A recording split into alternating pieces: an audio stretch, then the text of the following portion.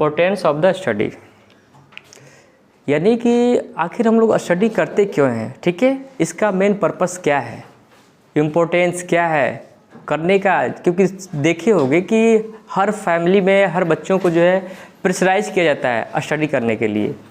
अगर वो बेचारा गलती से पढ़ करके 2 मिनट के लिए बाहर भी निकल गया तो कोई भी आता है तो क्लास में उनको लगा जाता है, यहाँ पे क्या कर रहे हो, जाओ स्टडी करो, पढ़ो, पढ़ना लिखना नहीं है।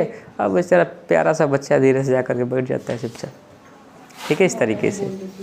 लेकिन बात ये है वो बच्चा उस समय समझ नहीं पाता था और समझ नहीं पाता है कि आखिर लोग हमारे ऊपर ऐसा प्रेशराइज क्यों करते हैं। देखो, अगर प्यारे बच्चों स्टडी की बात की जाए तो स्टडी का सिंपल सा आप लोग सेंस सभी लोग जानते हो, अध्ययन करना। और अध्ययन करने का मेन पर्पस ये है कि कोई भी चीज़ों के बारे में आप लोगों को बताया जा रहा है, जिस चीज़ के बारे में समझाया जा रहा है, सिखाया जा रहा है, बस उसको सीखने का प्रयास करो, लर्न करने का।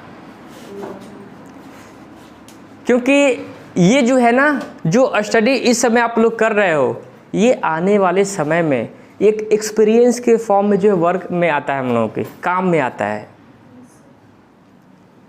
क्योंकि यही जो है अनुभव जो है आने वाले समय में आपको काम आएगा और अपने जो है जनरेशन को आप लोग सजेशन देंगे इसी स्टडी के माध्यम से।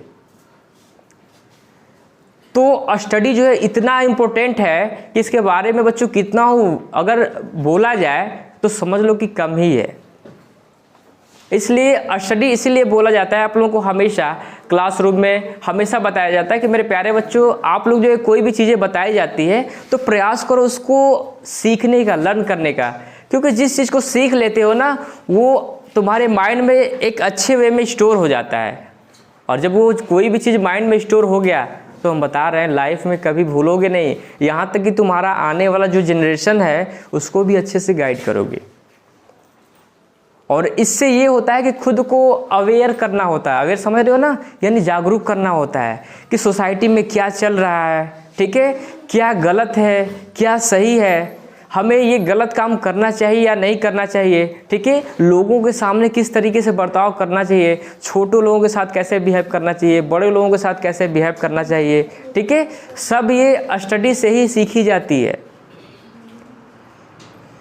तो प्रयास करो, ठीक है, कि कोई भी चीज़ें हो तो उसको लर्न करने का प्रयास करोगे तो समझ लो कि बहुत ही अच्छा कर पाओगे, बहुत ही बेस्ट कर पाओगे।